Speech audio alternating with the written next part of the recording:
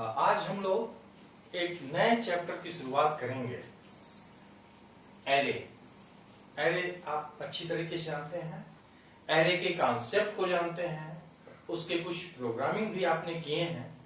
तो आज data structure में एरे के कॉन्सेप्ट को देखते हैं। सबसे पहले एरे का डिफिनीशन की बात करते हैं।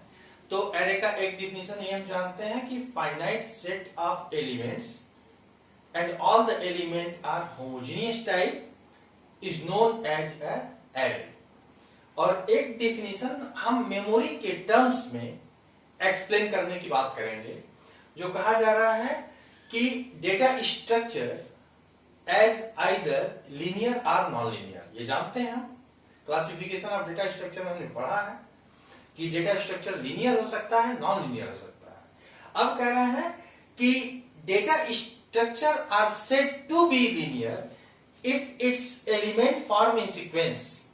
अगर एलिमेंट्स उस लिस्ट के एक सीक्वेंस फॉर्म में है तो उनको हम कह देंगे लीनियर लिस्ट है ये। अब कह रहा है कि इस लीनियर लिस्ट को हम मेमोरी में दो तरीके से रिप्रेजेंट कर सकते हैं, यानी such linear list are represented in memory in two way. One way is such linear lists are represented in sequential memory allocation। This representation is known as a linear array। क्योंकि जब memory में जाएगा वो उस array के element, तो वो एक कंटिन्यूअस मैनर में जाएंगे, तो उस रिप्रेजेंटेशन को हम कह देंगे लीनियर एरे।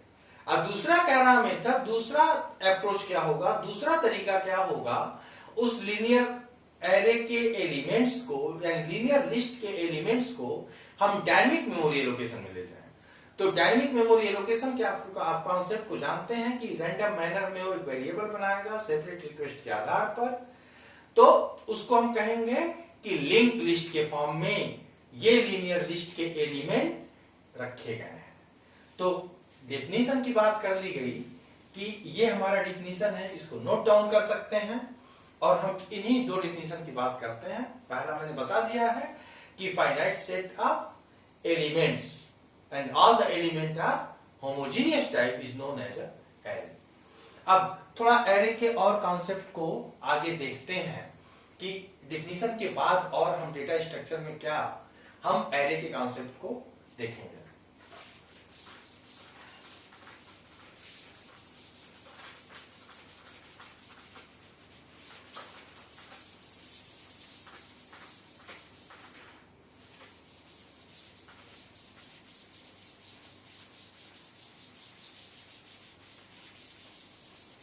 तो डेफिनेशन हमने देख लिया है, डेफिनेशन को समझ भी चुके हैं, क्योंकि स्टैटिकल और सीक्वेंशियल और डायनेमिक मेमोरी एलोकेशन के कॉन्सेप्ट को मैंने बताया था, तो उसी के आधार पर हम डेफिनेशन को भी डिफाइन किए हैं।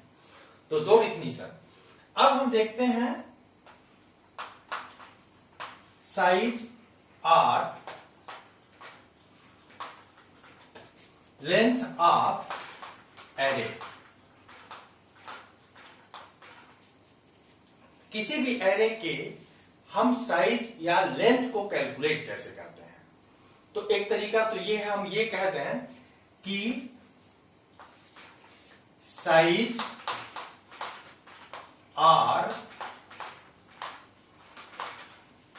Length of array is equal to the number of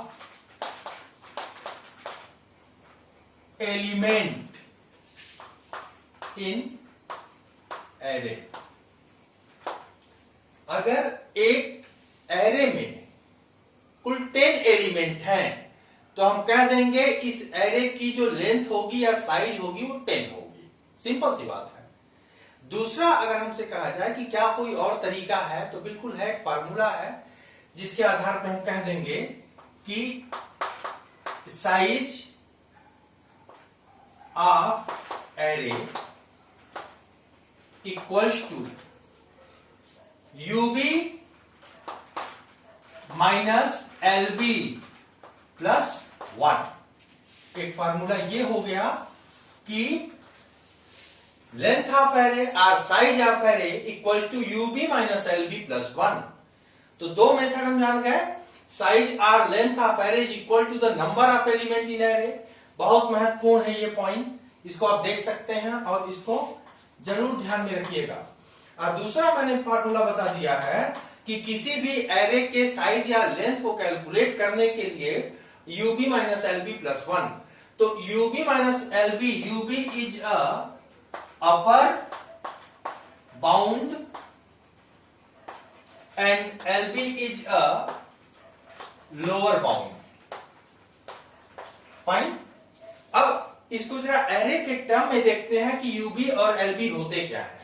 मान लीजिए एक एरे ये है हमारा, ठीक है, एक एरे ये है, एरे के इंडेक्स की स्टार्टिंग 0, 1, 2, 3, 4 एंड 5।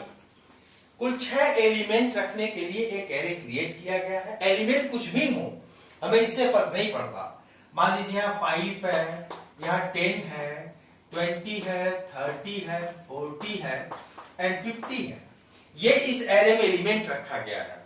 अब अगर हमसे कोई पूछा है इसका लोअर बाउंड क्या है, तो लोअर बाउंड इज 0। हम इंडेक्स नंबर की बात करते हैं, ना उस इंडेक्स पे रखे हुए एलिमेंट की बात करते हैं।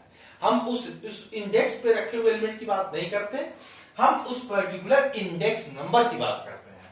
तो 0 इज अ लोअर बाउंड और ये जो 5 है, जो आखिरी इंडेक्स है, इज अ अपर बाउंड। ठीक है, तो 5 is upper bound, 0 is a lower bound. अब हम करेंगे क्या, अगर इसी एरे के अगर लेंथ की साइज की बात की जाए तो हम क्या कहेंगे, 1 2 3 4 5 6। तो यानी इस एरे में 6 एलिमेंट है। ऊपर वाले अगर हम स्टेटमेंट को देखें तो number of element in array is equal to the size और लेंथ ऑफ एरे। तो 6 एलिमेंट है तो हम कह देंगे इसकी साइज 6 है। लेकिन अगर फार्मूले के बेस पर बात करें तो अपर बाउंड यानी यूबी ये कहते हैं कि largest index of the array is known as a upper bound and smallest index of the array is known as a lower bound. तो यहां पे अगर हम देखें तो इसको कह सकते हैं कि यूबी की वैल्यू 5 है, लोअर बाउंड 0 है और प्लस 1, यानी 5 माइनस 0 5 प्लस 1 6। तो हम इस आधार पर हम लेंथ और साइज ऑफ एरे को कैलकुलेट कर सकते हैं। तो ये एक बेसिक पार्ट था एरे का, जिसको बताना जरूरी है, क्योंकि 1 डायमेंशनल 2 डायमेंशनल एरे को जब मेमोरी में हम रिप्रेजेंट करेंगे तो वहां पे इस फार्मूले का यूज होगा। और ये फार्मूला एकदम ध्यान में है कि जब भी वो लेंथ ऑफ एरे या number of element in array की बात करेंगे तो हम इसी फार्मूले से उनके लेंथ और नंबर ऑफ एलिमेंट को कैलकुलेट करेंगे। ठीक है, तो ये हम समझ गए हैं। अब जरा और आगे बढ़ते हैं, जो आपके सिलेबस में मेंशन किया है इसको थोड़ा सा ध्यान से देखना है।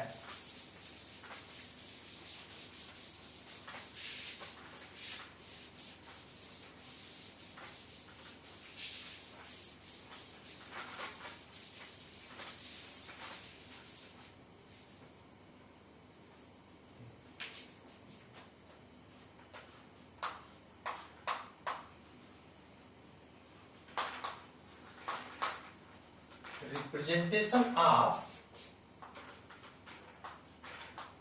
1D array in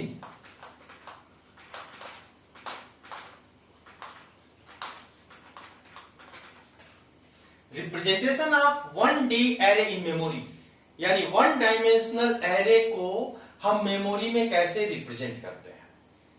तो एक कॉन्सेप्ट के साथ इसको समझेंगे कि एक 1 डायमेंशनल एरे को मेमोरी में रिप्रेजेंट करने के बाद हमसे पूछा जा सकता है कि उस पर्टिकुलर एरे के एक पर्टिकुलर इंडेक्स की वैल्यू मेमोरी के किस लोकेशन पे गई है, जरा उसको हमें कैलकुलेट करके बता दीजिए।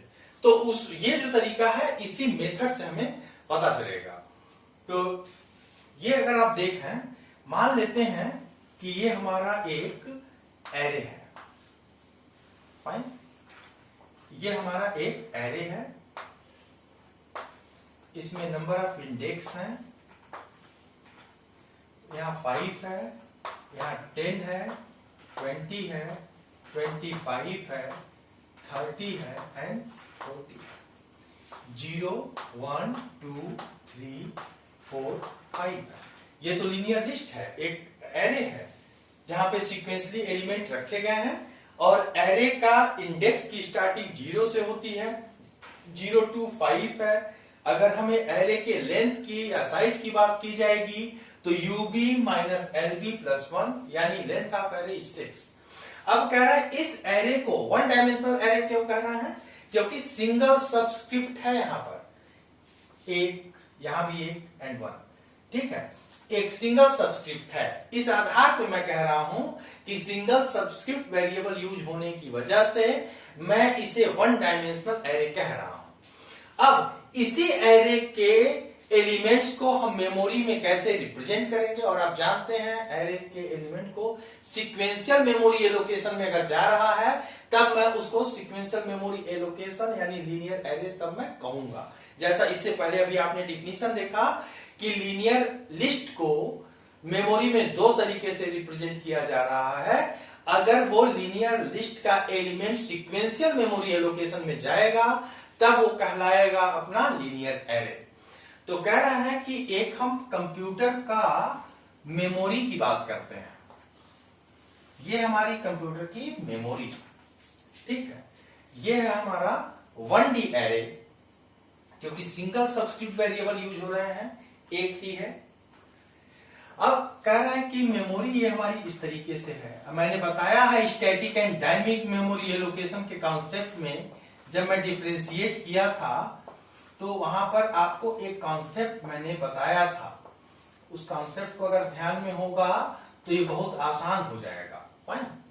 अब कह रहा है कि मेमोरी का जो हर एक ब्लॉक है एक बाइट का होता है। ये बताया था मैंने कि मेमोरी जो कंप्यूटर की मेमोरी है उस मेमोरी में कई ब्लॉक बने हैं, हर ब्लॉक एक बाइट का होता है और उन ब्लॉक का एक एड्रेस होता है। तो कह रहा मान लीजिए इसका एड्रेस अगर 100 है तो इसका एड्रेस 101 होगा, 102, 103, 104, 105, 106, 107, 108, 109, 110, 111, 112, एक और बना लेते हैं 113, ठीक है। 0 to 99 किसी और ने यूज किया, हमें यहां से मिल रहा है क्योंकि मैंने बताया था कि this is a logical address not a physical address. हम जब मेमोरी एलोकेट करेंगे बिफोर कंपाइलेशन ऑफ प्रोग्राम तो हमें sequential memory allocation memory manager एक वेरिएबल बना के देगा और इसमें 6 एलिमेंट हैं तो 12 बाइट का एक कॉन्टिग्यूअस वेरिएबल हमको बना के दे देगा।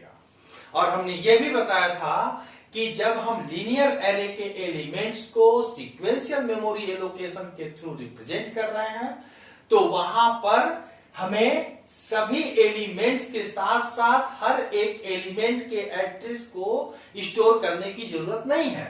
लेकिन अगर यही लिस्ट डायनेमिक मेमोरी एलोकेशन में जाता तो वहां पे हर एलिमेंट के साथ साथ हमें एड्रेस भी कंटेन करना पड़ता। तो कह रहे ये तो कंटिन्यूअसली है और 6 एलिमेंट्स के लिए हमें एक वेरिएबल की रिक्वायरमेंट है स्टैटिक मेमोरी एलोकेशन में, क्योंकि हमने बताया कि सीक्वेंशियल मेमोरी एलोकेशन में अगर होगा तभी वो लीनियर एरे कहलाएगा। तो कह रहा ठीक है, ये है 0 to 99 किसी और ने यूज किया, 100 ऑनवर्ड्स मेमोरी मैनेजर ने मुझे दिया। तो कह रहा है कितना देगा हमें, 6 एलिमेंट है और वो एलिमेंट इंटीजर टाइप के हैं तो 1 2 3 4 5 6 7 8 9 10 11 12 यहां तक का ब्लॉक हमें दे देगा, यहां से लेके यहां तक का ब्लॉक हमें मिल जाएगा।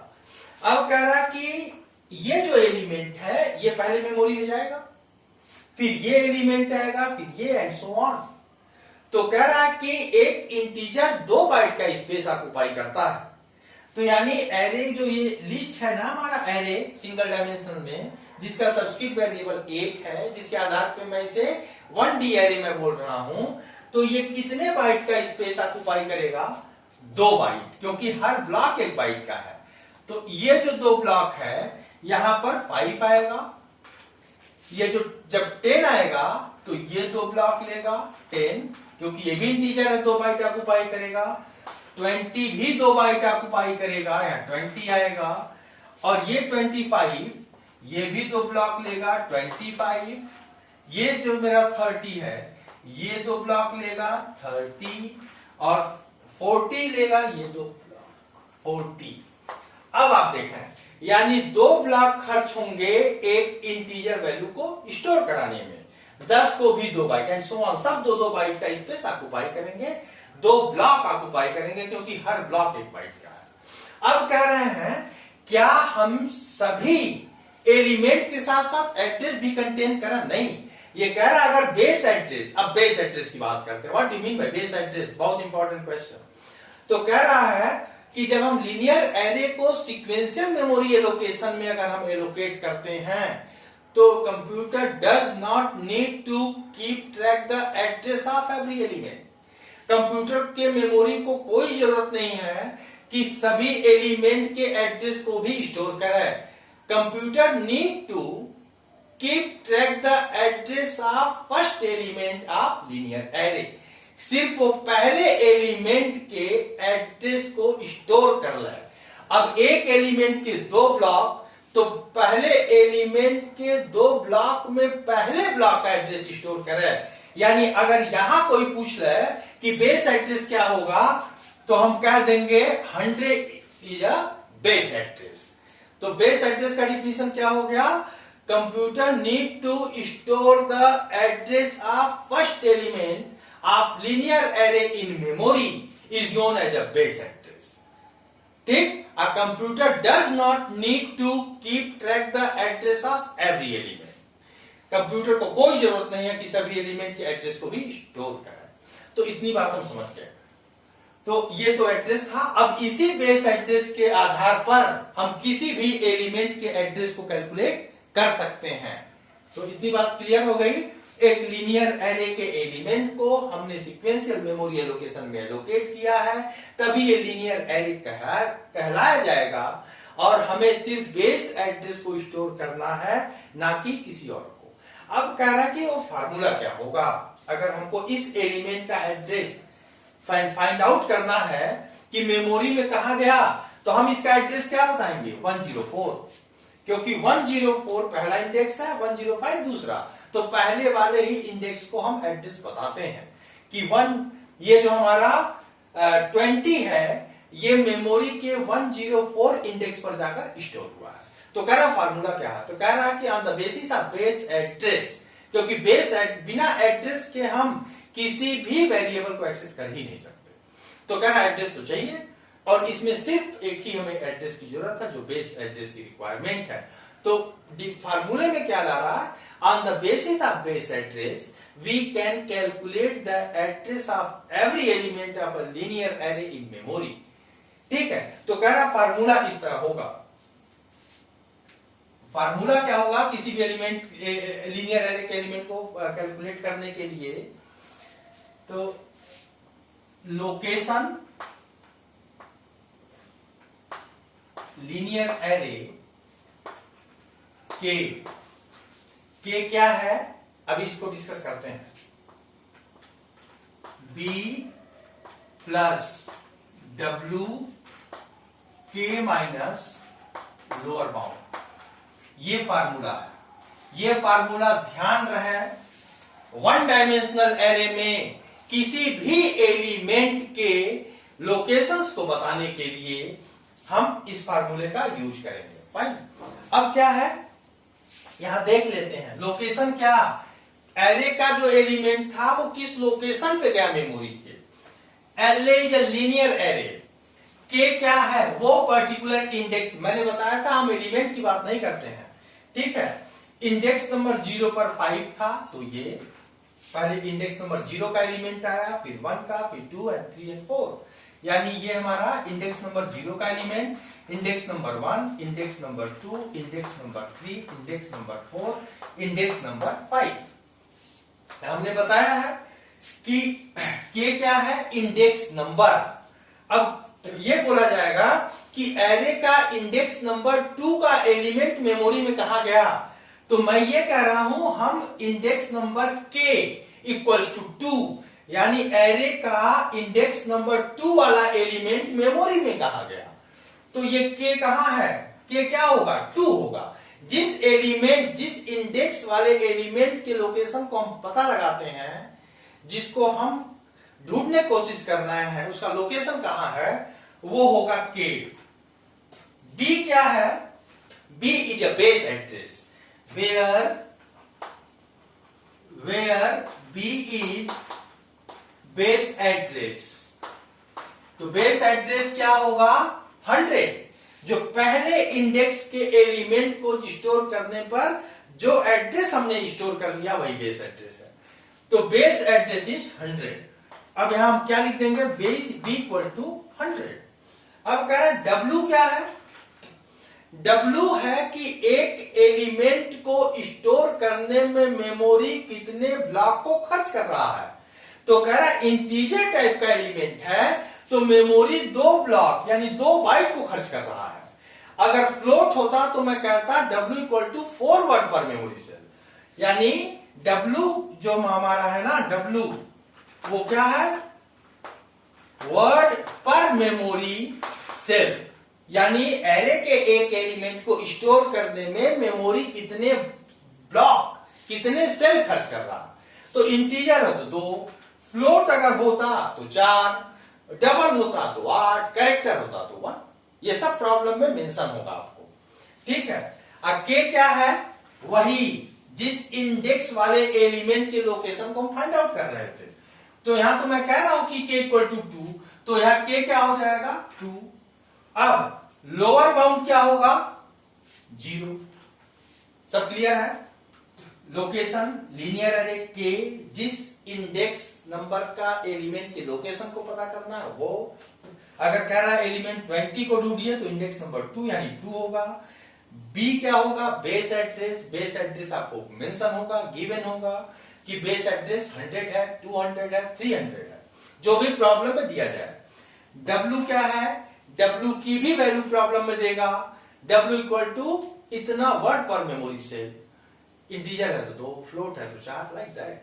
कि हमारा एक एलिमेंट जब मेमोरी में गया तो हर ब्लॉक 1 बाइट का है, तो कितने बाइट खर्च किया।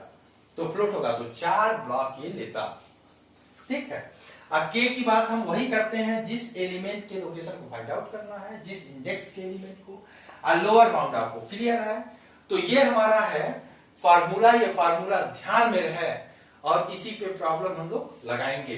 तो इतना अगर आप बना देते हैं, इतना लिख देते हैं, और लिखने में सिर्फ इतना ही लिखना है आपको कि LA is a linear array, be represented in memory of computers. Computer does not need to keep track the address of every element. Computer need to keep track the address of first element of linear array in memory. This is known as a base address. On the basis of base address, we can calculate the address of every element on the memory. Formula is given below. ये formula आप लिखना, एक diagram ये बनाना है, एक memory बनाना है, और उसके अकॉर्डिंग आप इतना ही बस एक्सप्लेनेशन करता है। This is a representation of 1 dimensional array in memory. Thank you very much. और इस पे हम लोग आगे प्रॉब्लम भी लगाएंगे।